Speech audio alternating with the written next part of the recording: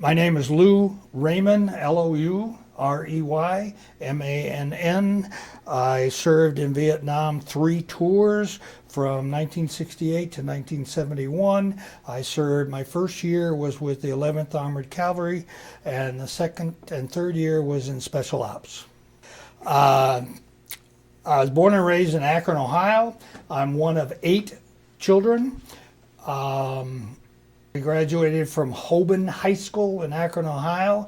I got my first degree from John Carroll University. I got my second master's in MBA from College of William and Mary.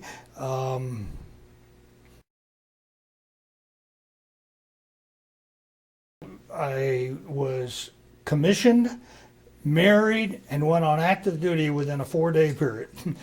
I was commissioned a regular Army officer out of John Carroll's ROTC program. I was the commander of the cadet commander of the Corps of Cadets.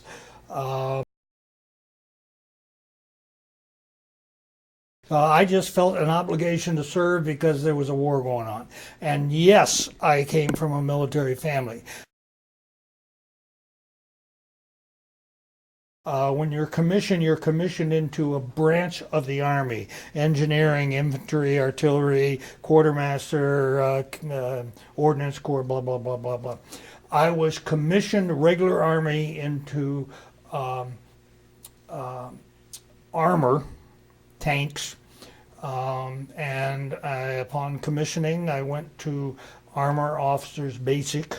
The 11th Armored I was assigned to a tank company within the 11th Armored Cavalry Regiment, and we had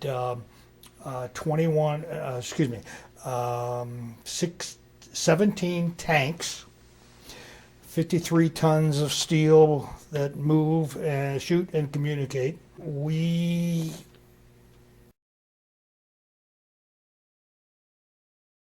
were primarily employed to bust jungle. What that means is the jungle was so thick that the tanks went through them, busted the jungle, busted the trees down, blah, blah, blah, blah, blah. Now, the shortest distance between 2 points is a straight line.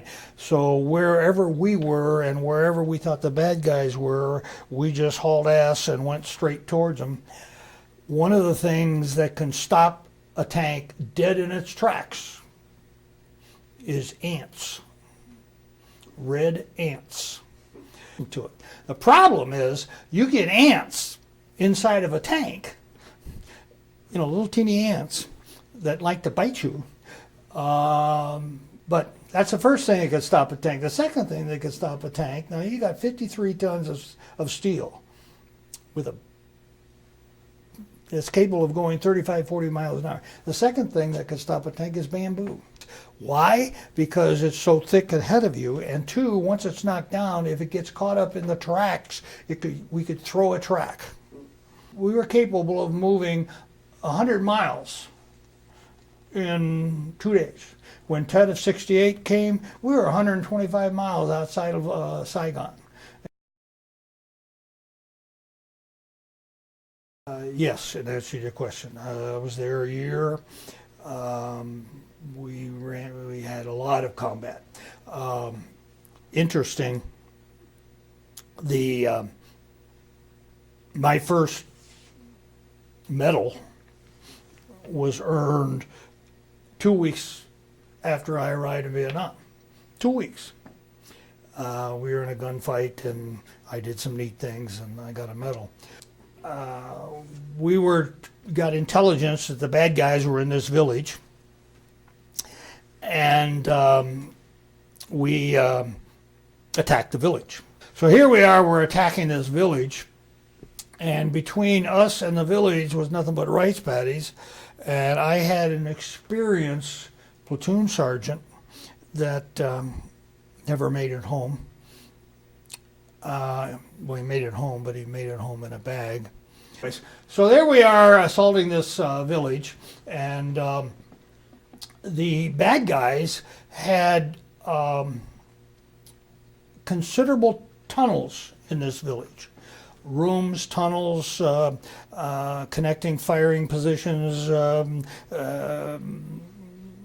it had rooms where the bad guys were underground and what have you. We cleared the rice paddy and we go into the village, and a couple of my tanks fell in the ground.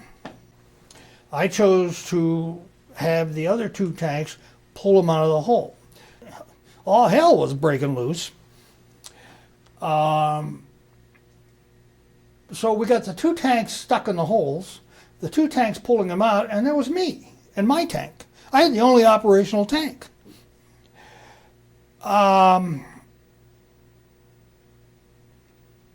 So me and my crew pretty well wiped out the whole village. We ran over hooches, ran through hooches. I don't know why, the grace of God, we never fell in that the other tanks did. So somebody thought that was pretty cool, and I got an award for that. I lost 2 of my tanks from bombs. 2 of my tanks. Scary.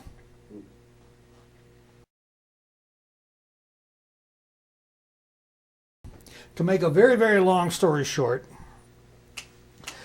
after my tour with Armour was over, I came home and I was sent to a whole bunch of schools.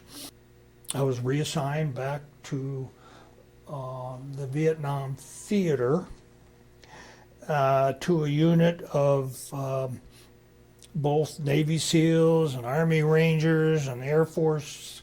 It was an inter-service group that ran special ops.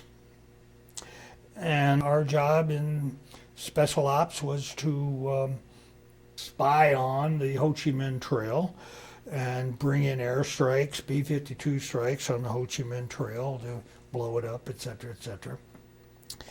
And tanks are noisy. You can hear us coming miles away. So to make a long story short, we ran into an ambush. All hell was breaking loose. Rockets going off, machine guns going off, grenades going off, radio chatter, people screaming, etc., etc., etc. And I'm fighting. I'm trying to lead the fight, and as well as fight. And all of a sudden, bam! Somebody ran into the back of my tank.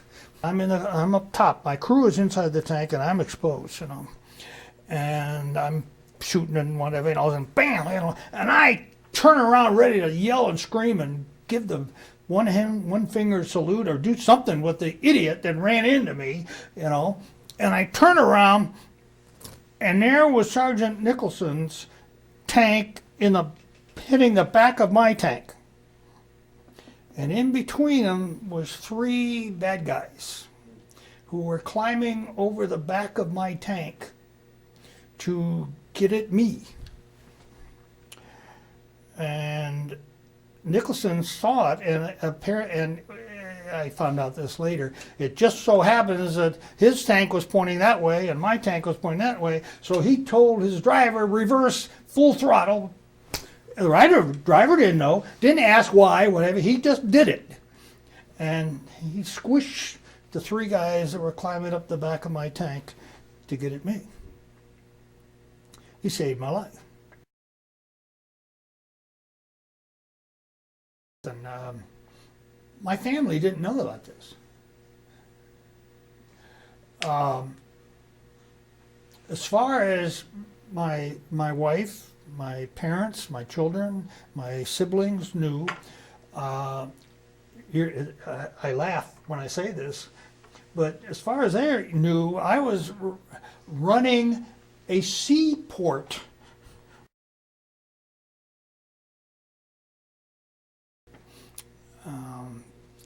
I lost 19 guys in my 3 years. It was very disappointing that we did not fight the war the way it should have been fought.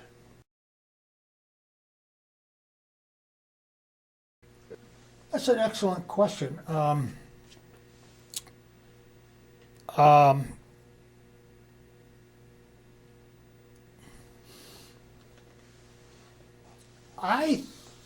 think about my experiences, the men I've served with, the men I've led, the men that were killed, the men that were wounded.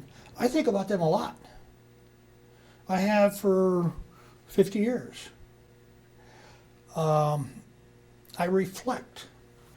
To me, that's not post-traumatic stress. That's my life. That's a significant portion of my life. And I believe I'm dealing with it rather well.